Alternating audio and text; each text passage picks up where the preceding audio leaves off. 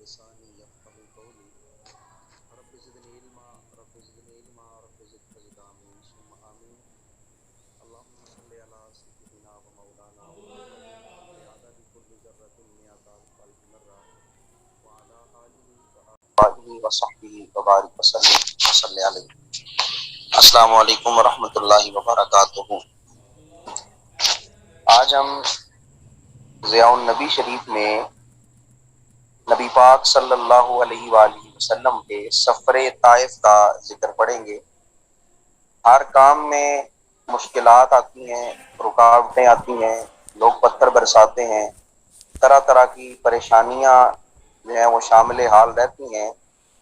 اور ان پریشانیوں کے حل بھی موجود ہوتے ہیں. اور ان پریشانیوں کو دور کرنے کے لیے بعض دعائیں کارگر ثابت ہوتی ہیں. اور ماں باپ اگر حیات ہوں تو ماں باپ کی دعائیں شامل حال رہتی ہیں، اور ماں باپ کی ان دعاؤں کے صدقے اللہ تعالیٰ بہت ساری مشکلات کو دور فرماتا ہے، آسانیاں پیدا فرماتا ہے. لیکن یہ ایک ایسا انوکھا سفر ہے جو نبی پاک صلی اللہ علیہ وآلہ وسلم نے طائف کی طرف کیا، اور کن مشکلات میں آپ دوچار تھے، اور کون کون سی تکالیف آپ نے برداشت کی، اور کس طرح جو ہے وہ آپ کے والدین کا سایہ عاطفت آپ کے بچپن سے اٹھا، آپ کے چچا کا سایہ، آپ کی زوجہ کا، آپ کا ساتھ چھوڑ جانا، بہت سارے یہاں پہ معاملات تھے. اس کے باوجود نبی پاک صلی اللہ علیہ وآلہ وسلم نے جس عالی ہمتی کے ساتھ اپنی جو ہے وہ اس پورے عرب میں پہچان کروائی، وحدانیت کی پہچان کروائی، اس کی مثال کہیں نہیں ملتی. ہمارے پیچھے اگر ہماری کامیابی ہوتی ہے تو ہماری کامیابی کے پیچھے کسی کی دعا کارگر ہوتی ہے.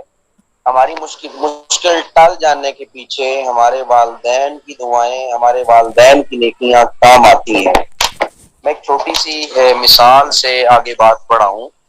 تاکہ آپ کو بات بھی سمجھ آئے اور آپ کو اندازہ بھی ہو جائے کہ کچھ مشکلات کے حل ہمارے پاس ہوتے ہیں، اور کچھ اللہ تعالیٰ جو ہے وہ ان مشکلات کو اپنے محبوب بندوں کے صدقے دور کرتا ہے. اور سب سے محبوب ترین ہستیاں والدین ہیں. والدین جب اپنے بچوں کے لیے دعائیں کرتے ہیں تو وہ جو ہے وہ مصیبت ٹل جاتی ہے، مشکل آسان ہو جاتی ہے. جس طرح آج میں ایک آپ بیتی آپ سے جو ہے وہ شیئر کرنا چاہوں گا. کرنی تو نہیں تھی، بہرحال اب یہ چیز جو ہے وہ تبھی آپ کو سمجھ آئے گی. آج ہمارا جب وزٹ آیا تو ہمیں 3-4 پریشانیاں بہت سخت لاحق، اور ان پریشانیوں کی وجہ سے ہماری جو محنت تھی وہ سمجھ لیں 5-6 ماہ کی، اس پہ پانی پھر جانا تھا، اور اس محنت کو انہوں نے منٹ میں ضائع کر دینا تھا، اور جو لاکھوں ہم نے لگایا ہوا تھا وہ لاکھوں ہمارا ڈوب جانا تھا. تو یہ پریشانی ہمیں لاحق تھی. تو اب دعا دیکھیں کس کی کارگر رہی، یا کس طرح جو ہے وہ اس پریشانی سے نکلے، اللہ تعالیٰ نے کس طرح بچایا، اور کس طرح وہ سارے معاملات آسان انداز سے دور ہوئے، اور کس طرح جو ہے وہ پریشر جو ہے وہ ریلیز ہوا، اور کیسے جو ہے وہ سارے معاملات درست ہوئے. میرے والد صاحب اللہ تعالیٰ ان کو صحت سلامتی والی لمبی زندگی عطا فرمائے. آپ جب مجھے انہوں نے 2 یا 2:30 بجے تقریباً آج فون کیا، یہ پریشانی والے جو ہمارے گھنٹے تھے وہ 10 سے لے کے 12 کے درمیان تھا، اور بہت شدید قسم کی مشکلات کا ہم شکار تھے. تو میں نے کوشش تو پوری کی تھی، جو یہ بچیاں یہاں پہ موجود تھیں وہ جانتی تھیں کہ وہ پریشر جس طرح میں ہولڈ کر رہا تھا وہ مجھے پتا تھا کہ اب کیا ہوگا آگے. وہ اگلے لمحات کا مجھے اندازہ تھا کہ کیا ہونے والا ہے. والد صاحب کہتے ہیں کہ میں سوتا ہوں، تو جب سویا تو خواب دیکھی کہ میں ایک بہت خوبصورت مسجد کے اندر ہوں، اور اس مسجد کے اندر جو ہے نا بہت ساری جو ہے وہ روشنیاں ہیں، اس طرح نور نکلتا ہے. وہاں پہ جو ٹوٹیاں موجود ہیں، جو وہاں پہ ٹوٹیاں لگی ہیں وضو کرنے والی، وہ بھی انتہائی خوبصورت ہیں. کہتے ہیں میں نے زندگی میں ایسی ٹوٹیاں جو ہیں وہ نہیں دیکھی. اور وہاں سے جو پانی نکل رہا ہے وہ پانی بھی بہت خوبصورت ہے، اور بہت پر نور، اور ہر طرف جو ہے وہ نور ہی نور نظر آتا ہے، نورانی سی روشنی تھی. تو کہتے ہیں کہ میں نے جو لباس پہنا ہوا ہے سفید لباس تھا، اور بہت سفید، ایسا سفید کپڑا میں نے پوری زندگی نہیں دیکھا. لیکن کیا ہوتا ہے، میں وضو کرتا ہوں، جب وضو کر کے میں آگے بڑھتا ہوں، نماز پڑھانے لگتا ہوں، تو مجھے ایک ساتھی کہتا ہے کہ آپ کی کمر کے پیچھے جو ہے نا وہ داغ لگے ہوئے ہیں اور آپ کی کمر جو ہے نا پیچھے سے ساری گندی ہے، تو اس پہ جو ہے نا وہ کالک لگی ہوئی ہے، آپ اس کو صاف کریں۔ آپ کہتے ہیں کہ میں جو ہی دوبارہ دیکھتا ہوں تو واقعی وہ داغ لگے ہوئے تھے۔ آپ کہتے ہیں میں انہیں ٹوٹیوں میں بیٹھتا ہوں جو نور والی ٹوٹیاں تھیں، تو میں دھونا شروع کرتا ہوں، باقی سارے داغ دھلتے جاتے ہیں، کپڑا صاف ہوتا جاتا ہے، لیکن ایک دو داغ باقی رہتے ہیں، وہ میں بڑی کوشش کرتا ہوں دھل جائیں، نہیں دھو پاتا۔ میں پریشان بھی تھا کہ نماز کا وقت جو ہے وہ جا رہا ہے اور لوگ میرے انتظار میں ہیں، میں نے نماز پڑھانی ہے، تو کہتے ہیں نہیں کوئی بات نہیں، آپ آرام سے صاف کر لیں۔ آپ کہتے ہیں کہ میں صاف کر ہی رہا تھا کہ اچانک میری آنکھ کھلی، مجھے یہ پریشانی تھی کہ اللہ جانے کیا ہوا اور انہوں نے کون سا ایسا گناہ کیا ہے۔ یعنی پشت کا مطلب یہ ہوتا ہے کہ میرے پیچھے جو اولاد ہے کہ ان کے ساتھ کوئی پریشانی لاحق ہے، یا وہ جو ہے وہ گناہ گار ہیں، یا وہ نماز کی طرف نہیں آتے۔ جس طرح قرآن پاک کی آیت ہے خلف ادا الصلاۃ، کہ کچھ لوگ ایسے ہوں گے جو اپنے پیچھے ایسی اولاد چھوڑیں گے جو بے نمازی ہوگی۔ تو آپ فرماتے ہیں کہ کہتے ہیں کہ میں نے سب کو کہا کہ استغفار کرو، توبہ کرو، تو مجھے 2:30 بجے کھال کر کے کہتے ہیں کہ کیسا رہا ہے معاملہ؟ میں نے کہا اللہ کا شکر ہے گزر گیا ہے۔ تو جب گھر آیا تو مجھے خواب سنائی انہوں نے، تو میں نے کہا دو چیزیں ہو سکتی ہیں، ایک تو یہ کہ ہماری زور کی نماز جو ہے وہ قضا گئی ہے، ٹھیک ہے، یہ بھی تھا ایک اشارہ کہ جائے گی یا قضا ہو جائے گی، تو زور کی نماز ہماری اسی طرح انہیں جمیلوں میں جو ہے وہ گزر گئی۔ میں کہ ایک تو اشارہ یہ ہو سکتا ہے، دوسرا اشارہ یہ ہو سکتا ہے کہ ہم جس مصیبت میں جس پریشانی میں تھے وہ داغ آپ دھوتے گئے ہیں، اللہ تعالیٰ وہ دور کرتا گیا پریشانیاں، اور ایک دو پریشانیاں بنی ہیں تو وہ آپ نے بڑے طریقے کے ساتھ جب صاف کی ہیں تو دھل گئی ہیں، بس اللہ تعالیٰ نے ہی جو ہے وہ اس میں ہمیں بچایا ہے۔ یعنی کچھ مشکلات ایسی ہوتی ہیں جن میں انسان پریشان ہوتا ہے، پریشانی کا سبب ہوتا ہے، نسبت مضبوط ہو تو اللہ کرم بھی کرتا ہے، والدین کی دعا کارگر ثابت ہوتی ہے، اور والدین ہی وہ عظیم سرمایہ ہیں جن کی دعاؤں کے ثمر سے اللہ تعالیٰ تمام مشکلات کو دور فرما دیتا ہے، تمام عقدے کھلتے ہیں، تمام گریں کھلتی ہیں، اور اللہ تعالیٰ جو ہے وہ محفوظ رکھتا ہے۔ تو اب یہ سفر طائف پہ دیکھیں، اب دعا کرنے والے احباب موجود نہیں ہیں، خود رحمت للعالمین ہے، اب والدین کا سایہ عاطفت جو ہے وہ اب نہیں ہے، حضرت خدیجہ الکبریٰ کا ساتھ نہیں ہے، آپ کے رفیق چچا کا ساتھ نہیں ہے، اب طائف کی زمین ہے اور طائف والے آپ کے ساتھ کیا کرنے والے ہیں، اور اس مشکل میں جو آپ کا رب آپ کی ڈھارس بندھاتا ہے تو وہ بھی کیا کمال محبت کا وہ ایک پہلو ہے۔ اللہ تعالیٰ ہمیں اس کو سمجھنے کی توفیق عطا فرمائے۔ اسی لیے اعلیٰ حضرت نے کہا تھا فرش والے تیری شوکت کا علو کیا جانے، فرش والے تیری شوکت کا علو کیا جانے، خس روا عرش پہ اڑتا ہے پھریرا تیرا۔ تو اب سفر طائف کا ہم آغاز کرتے ہیں۔ سفر طائف میں کن مشکلات، ایک طرف وہ دعا ذہن میں رکھیں کہ ہم جیسوں کے لیے دعا کارگر ہوتی ہے، اور نبی پاک صلی اللہ علیہ وسلم نے کن مشکلات میں تبلیغ اور ہم اور ہمارے لیے اور تمہارے لیے کس طرح جو ہے وہ دین آسان کر کے جو ہے وہ پہنچایا، اور آج ہم ممنون ہیں، مشکور ہیں، اور ان ہستیوں کی جو کاوشیں کوششیں دین کی خدمات کے لیے ہیں، ہم اس عشر اشیر بھی جو ہے وہ ادا نہیں کر سکتے اور اس کا جو ہے وہ حق ادا نہیں کر سکتے۔ تو اللہ تعالیٰ نبی پاک صلی اللہ علیہ وآلہ وسلم کی ہر سنت کو اللہ تعالیٰ ہمیں زندہ کرنے کی توفیق عطا فرمائے۔ سفر طائف حضور صلی اللہ علیہ وآلہ وسلم نے جب ملاحظہ فرمایا کہ موجودہ حالات میں مکہ کی مسموم فضا میں اسلام کا شجر جو طیب تھا، پاک تھا، وہ بارآور نہیں ہو سکتا۔ مسموم فضا ہوتی ہے، یعنی یوں کہہ لیں ایسی فضا جو سازگار نہ ہو، فضا جو آپ یوں کہہ لیں جس کی آب و ہوا نہ ہو۔ تو ایسے حالات مکہ کے تھے کہ اس میں اسلام کا جو طیب درخت تھا، شجر طیبہ تھا، وہ پھل نہیں لا سکتا تھا۔ تو حضور صلی اللہ علیہ وآلہ وسلم پھر بھی مایوس نہیں ہوئے، بلکہ اپنی تیغی سرگرمیوں کے لیے نئے میدان کی تلاش شروع کر دی۔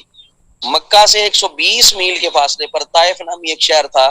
جہاں اس زمانے میں قبیلہ بنو ثقیف آباد تھا، اسے سقیف بھی پڑھا جاتا ہے، زیادہ اس کی جو پروننسیشن ہے وہ ثقیف کے نام سے ہے۔ اس زمانہ میں قبیلہ بنو ثقیف آباد تھا، وہ زراعت پیشہ لوگ تھے، زرعی معاملات میں ان کی مہارت نے اس شہر کو دور دور تک مشہور اور اس کے گرد و نواح کو رشک فردوس بنا تھا، اور ایک دلکشا اور پرفضا پہاڑی سے شہر آباد ہے۔ اللہ تعالیٰ مجھے اور آپ کو اس شہر کی زیارت نصیب فرمائے۔ جب ہم لوگ عمرہ پہ گئے تھے تو ہمیں اس شہر جانے کی جو ہے وہ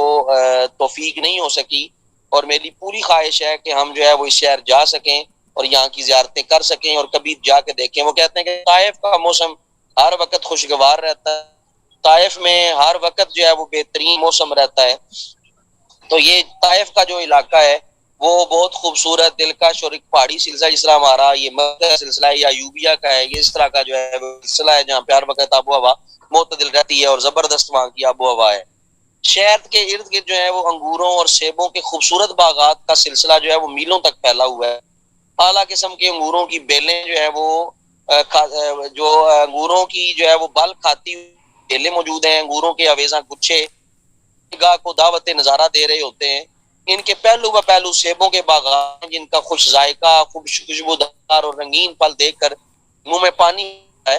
درختوں کی قطاروں کے درمیان ٹھنڈے اور میٹھے پانی کی آب جوئیں اپنی بہار دکھا رہی ہوتی ہیں، وہاں پہ ٹھنڈے پانی کے چشمے ہیں۔ مکہ کے رؤسا نے بھی وہاں اپنے مکانات بنا رکھے تھے، جب مکہ کی گرمی ناقابل برداشت ہوتی تو دل بہلانے کے لیے یہاں چلے جاتے۔ بعض قریشی سرداروں کے یہاں زرعی رقبے بھی تھے جن میں انہوں نے اپنے باغات وغیرہ جو ہے وہ۔ طائف کے باشندے کیونکہ مالی بہت خوشحال تھے، اس لیے وہ اپنی اولاد کی تعلیم و تربیت کی طرف جو ہے وہ توجہ تھے۔ اس زمانے میں جبکہ سارا جزیرہ عرب جہالت کے اندھیروں میں غرق، طائف میں بہترین طبیب موجود تھے، مایا ناز منجم موجود تھے، نجومی، اور اپنے زمانے طبیب حارث بن کلدہ تھا جس نے علم طب ایران کے ماہر اطباء وہاں سے حاصل کیا تھا اور وہ بھی طائف کا باشندہ تھا۔ اسی طرح جزیرہ عرب کے ماہر منجم عمر بن امیہ بھی طائف کا رہنے والا تھا۔ یہ شخص نجوم میں تھا اور علمی طریقہ سے ستاروں کی رفتار، اوقات، طلوع و غروب، ساری چیزیں جو جانتا تھا۔ یعنی اس وقت بھی 14 صدیاں پہلے بھی ماہر موجود تھے، ماہر طبیعات لوگ موجود، ڈاکٹرز موجود تھے، اور ان کے جتنے اثرات تھے ان سے یہ آگاہ تھا کہ ستاروں کی گردش ہوگی تو کیا ہوگا۔ نقل و حرکت دستگاہ بنائی ہوئی تھی، پہلے کی بات ہے۔ خدا سسائے ایک سائنسدان تھا اس وقت، ابن امیہ، اس وقت کا سائنسدان، اس نے دستگاہ بنائی تھی جس کو ہم آبزرو کہتے ہیں۔ ٹریز کا وہ بین حصہ ہوتا ہے جہاں سے آپ پوری آسمان کو اور زمین کے جو ہے وہ دیکھ سکتے ہیں۔ تو یہ بہت ساری پورے جو ہے وہ جس ستاروں گردش کو دیکھتے ہیں، جس طرح یہ کے بارے سمائی ذات قسم آسمانوں ہے کو نظر آتے ہیں برج، اس طرح یہ 12 مختلف ستارے آسمان واپس میں اس طرح شکلیں ان شکل برج کہا جاتا ہے، جس کو عام طور پر آپ سٹارز کے، اس کا سٹار جو ہے وہ لیو ہے، اس کا سٹار جو ہے وہ مثلا اس کا سرطان ہے، اس کا جو ہے وہ اسد، یہ برج اسد سے ہے، یہ برج عمل سے ہے، یہ برج دلو سے ہے، یہ جدی ہے، یہ سارے بنتی ہیں برج من سے ہے۔ تو یہ شکلیں بنتی ہیں اور انہی شکلوں کی وجہ سے ان برجوں کو دیا جاتا ہے، اور سورج مہینے ایک باہر نکلتا اور سورج کا منزلیں ہیں ایک سال پورا ہے۔ رستوں سے یا آبزرویٹ سے جو ہے وہ تھا، اس وقت ٹیلیسکوپ بھی تھی، ٹیکنالوجی تھی۔ کیا ان کے پاس ٹیکنالوجی تھی؟ میں نہیں کہہ سکتا کہ ان کے پاس کیا تھا۔ جب ایک گناہگار کے پاس اتنی ٹیکنالوجی تھی، دنیا اس کو مانتی، تو دیکھ لیں نبی پاک صلی اللہ علیہ وآلہ وسلم کی نگاہ، آپ کی رفتار کا حال کیا ہوگا۔ یعنی وہ زمین پہ بیٹھ کر ستاروں کی گردش دیکھ رہا تھا، اس وجہ سے پاک صلی اللہ علیہ وآلہ وسلم کو معراج دی گئی۔ اور ہمیشہ یاد رکھیں اس یا اس زمانے کی کے مطابق معجزے دیے جاتے، جس علیہ السلام کو وہ ید بیضا کا آپ کو عصا کا معجزہ دیا اور آپ سے پوچھا جاتا تھا، اور قرآن یمین کا یا موسیٰ، اے موسیٰ تیرے ہاتھ میں کیا ہے؟ حضرت موسیٰ فخر سے کہتے تھے یہ میرا عصا ہے،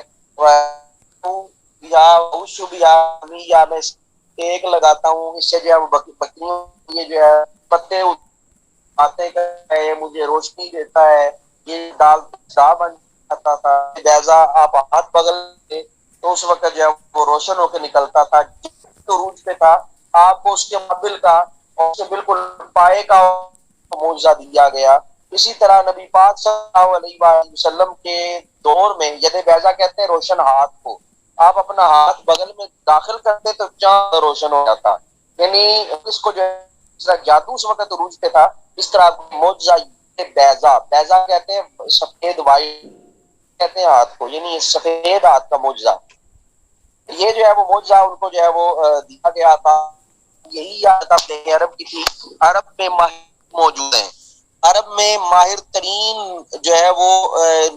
کے ماہر موجود ہیں۔ نبی پاک کو دیکھیں، شفا کا کیا کہا گیا، فرماتے ہیں غبار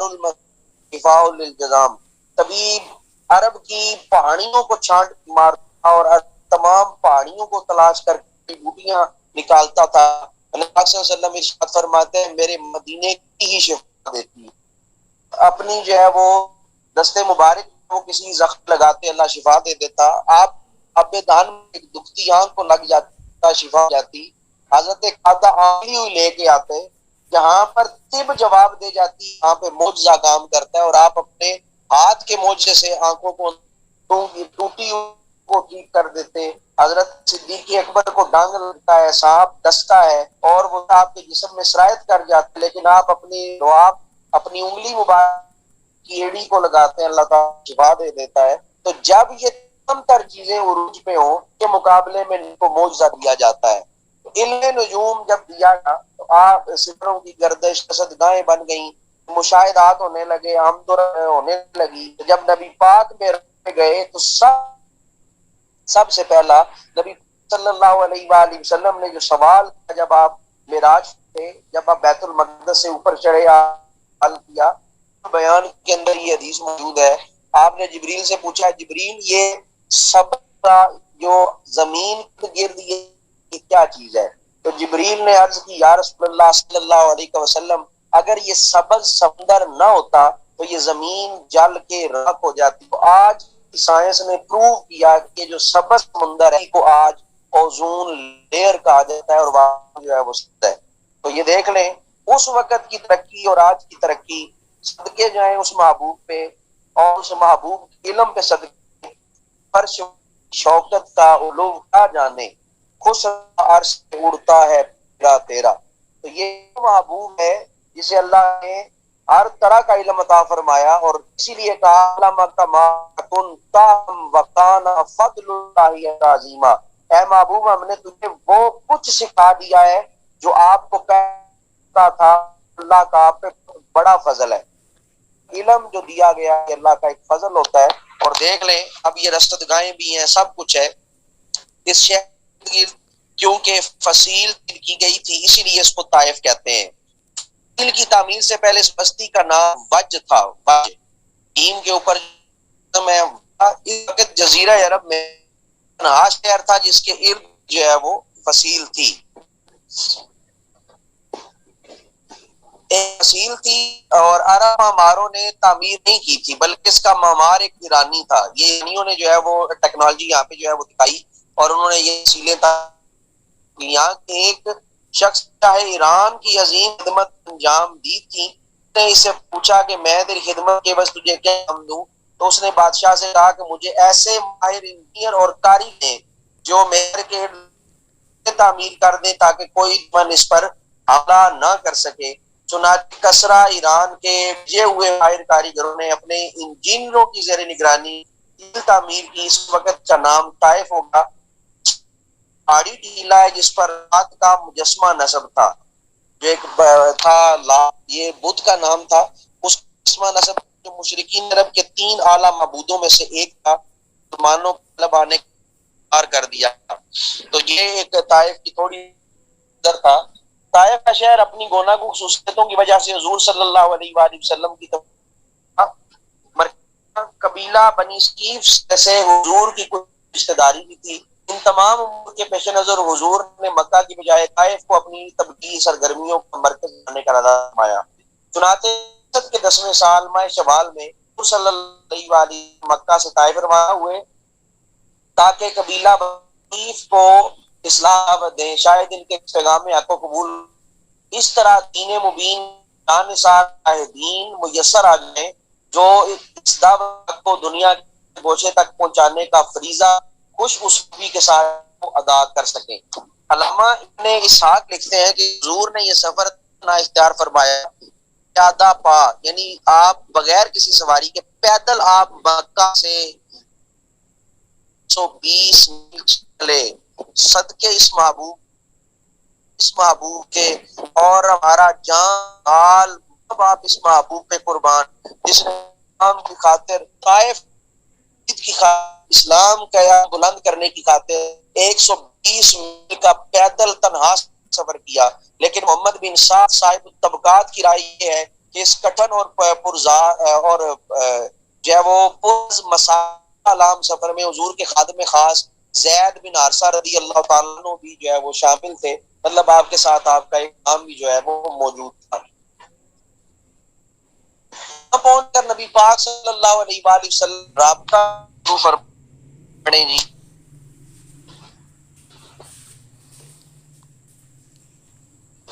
کہ تمام کے پاس تشریف جاتے،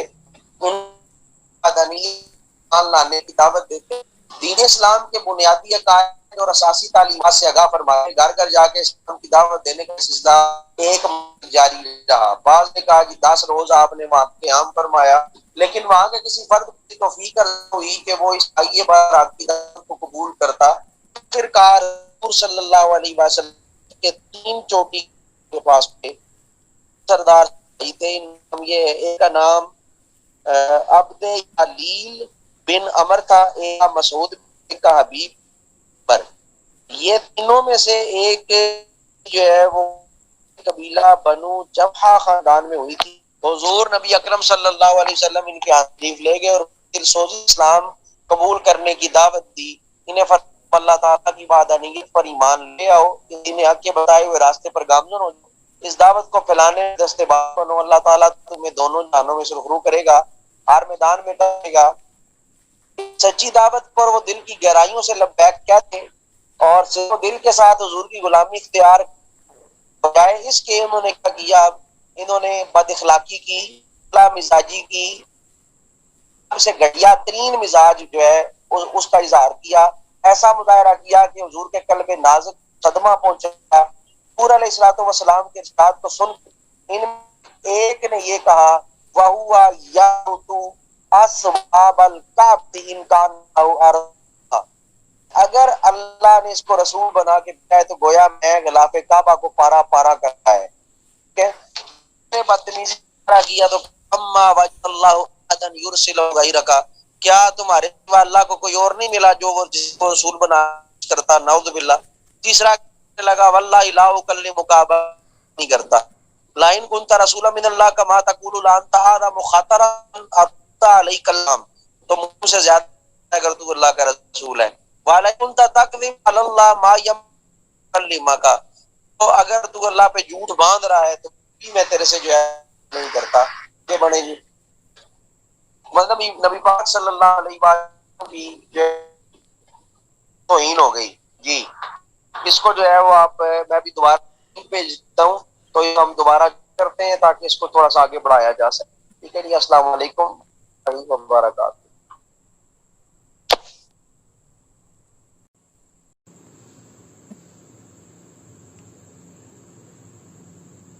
دیا تھا کہ کعب بن اشرف کو جو ہے وہ مارنا ہے، اور یہ پانی میں گر گئی جسے اس کا سارا بدن پانی سے دھل گیا، یا اس پر می برس گیا تو جس سے اس کا بدن تار ہو گیا، تو کیا غسل دیا جائے گا یا نہیں؟ میت سے غسل اتر جانے اور اس پر نماز صحیح ہونے میں شرط اور فعل شرط جو ہے وہ یہ نہیں ہے، لہٰذا ان دونوں صورتوں میں میت کا غسل تو ہو گیا، مگر زندوں پر جو میت کا غسل واجب ہے یہ سے اس وقت بری الذمہ ہوں گے جب یہ اسے غسل دیں گے، لہٰذا اگر مردہ پانی میں ملا تو تب بھی غسل کی نیت سے اس کو جو ہے وہ اس کے اوپر پانی ڈال دیا جائے گا تاکہ وہ غسل کا جو ہے وہ فرض کفایہ جسے ہم کہتے ہیں وہ مکمل ہو جائے۔ تو اگر پانی میں میت ملتی ہے یا بارش ہو جاتی ہے تو اس کا شرعی غسل تو جو ہے وہ ادا ہو جائے گا۔ تو باقی لیکن جو زندوں کے اوپر اس کا حق تھا وہ حق جو ہے وہ باقی رہے گا، وہ کبھی بھی ختم نہیں ہوگا۔ آگے بڑھے جی۔ تو اگر اس کو نہلانا مقصود ہے، غسل دینا ہی مقصود ہے، تو اس کو پھر جو ہے وہ اسی نیت کے ساتھ پانی میں جو ہے وہ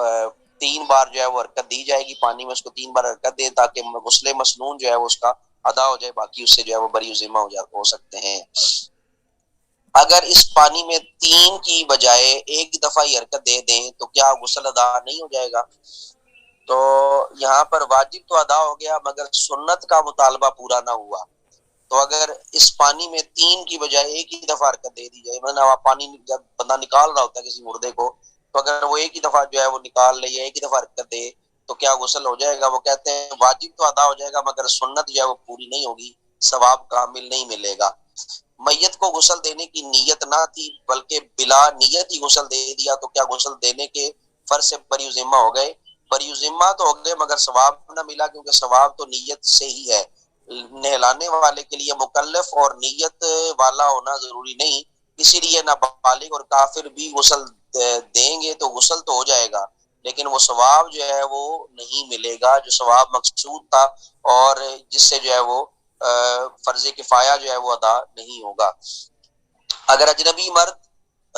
عورت مرد کو اور اجنبی مرد عورت غسل دے تو کیا غسل ہو جائے گا؟ پہلے بھی بتایا گیا یہ جائز نہیں ہے، اس طرح نہیں ہو سکتا۔ اگر کسی مسلمان کا آدھے سے زیادہ دھڑ ملا تو کیا اسے غسل کفن دیں گے یا اس پر نماز پڑھیں گے؟ ہاں، اگر آدھے سے زیادہ حصہ اس کا مل گیا ہے جس سے زندگی جو ہے وہ ایگزسٹ کر سکتی ہے، مثلا ٹانگیں نہیں ملی باقی حصہ مل گیا ہے، بازو نہیں ملے ٹانگیں نہیں ملی باقی حصہ مل گیا، تو اس کو جو ہے وہ غسل بھی دیا جائے گا اور اس کو جو ہے وہ کفن بھی دیا جائے گا۔ تو اگر آدھا دھڑ مل گیا اور آدھے دھڑ میں سر بھی ہے تو کیا اسے بھی غسل دیں گے یا جنازہ پڑھیں گے؟ تو اگر دھڑ مل گیا آدھا ساتھ سر بھی ہے تو غسل بھی جو ہے وہ دیا جائے گا، کفن بھی دیا جائے گا، جنازہ بھی اس کا جو ہے وہ پڑھا جائے گا۔ اگر آدھا دھڑ تو ملا مگر اس کے ساتھ سر نہیں تو کیا حکم ہے؟ پھر نہ غسل دیں گے نہ کفن دیں گے نہ ہی جنازہ پڑھا جائے گا، بلکہ یوں ہی کپڑے میں لپیٹ کر دفن کر دیا جائے گا، جس طرح یہ بم بلاسٹ میں اکثر ہوتا ہے۔ تو پھر جو ہے وہ اس صورت میں جو فقہ حنفی ہے اس کے نزدیک جو ہے وہ اگر وہ اعضاء پورے مل جاتے ہیں، جس طرح ڈی این اے وغیرہ ٹیسٹ کیے جاتے ہیں، اگر وہ اعضاء پورے مکمل مل جاتے ہیں تو پھر تو جنازہ پڑھا جائے گا، اور اگر وہ اعضاء پورے نہیں ملتے، اعضاء جو ہے وہ آدھے دھڑ سے کم ملتے ہیں، سر اس میں موجود ہی نہیں ہے، پھر نہ اس کو غسل دیا جائے گا نہ اس کو کفن دیا جائے گا، اس کو صرف جو ہے وہ پھر ایک ہی کپڑے میں لپیٹ کر جو ہے وہ دفن کیا جائے گا، اس پر نماز جنازہ بھی نہیں پڑھی جائے گی۔ اس کا مطلب کہ غائبانہ نماز جنازہ کا کوئی تصور موجود نہیں ہے۔ اگر سر سے پاؤں تک دائنا یا بایاں ایک جانب کا حصہ ملے تو کیا اسے غسل و کفن دیں گے یا اس کا جنازہ پڑھیں گے؟ یعنی اگر سر سے پاؤں تک صرف دایاں حصہ ملا، بایاں نہیں ملا، یا بایاں ملا دایاں نہیں ملا، تو اس صورت میں بھی ویسے ہی کریں گے، نہ غسل ہے نہ کفن ہے نہ جنازہ ہے، اسی طرح اس کو جو ہے وہ ایک کپڑے میں لپیٹ کر جو ہے وہ دفن کر دیا جائے گا۔ یہ مسائل اس لیے بتا رہے ہیں تاکہ آپ کو اندازہ ہو کہ اس میں جو ہے وہ کس طرح کیا جاتا ہے۔ آگے بڑھیں جی۔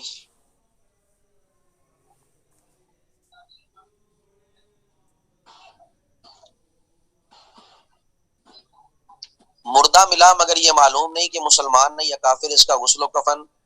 جنازہ ہے یا نہیں؟ یعنی مردہ مل تو گیا لیکن یہ نہیں معلوم کہ مسلمان ہے یا کافر ہے، تو کس طرح جو ہے وہ غسل اور کفن جو ہے وہ دیا جائے گا؟ اگر اس کی وضع قطع مسلمانوں جیسی ہے یا کوئی اور ایسی علامت جو ہے وہ مل جائے جس سے معلوم ہوتا ہو کہ مسلمان یا اس کی لاش مسلمانوں کے محلہ میں ملی ہے تو غسل بھی دیں گے، کفن بھی دیں گے، جنازہ بھی پڑھیں گے، وگرنہ جو ہے وہ نہ غسل ہے نہ کفن ہے نہ جنازہ ہے۔ علامات ہوتی ہیں مسلمانوں کی، نشانیاں ہوتی ہیں مسلمانوں کی، تو وضع قطع سے بھی پتہ چل جاتا ہے یہ مسلمان ہے، تو اس سے بھی جو ہے وہ اندازہ۔ لیکن آج کل کے جو ہے وہ باقاعدہ تحقیق کرنی پڑتی ہے، تمدن میں تم ہو نصارہ ہنود، تمہیں دیکھ کر شرمائے یہود۔ ہم نے اپنی وضع قطع ایسی بنا لی ہے کہ ہمیں سوچنا پڑتا ہے کہ یہ مسلمان ہے یا نہیں۔ تو مسلمان مردے کافر مردوں کے ساتھ مل گئے تو کیا کیا جائے گا؟ تو اگر ختنہ وغیرہ کی علامت سے شناخت کر سکیں تو مسلمان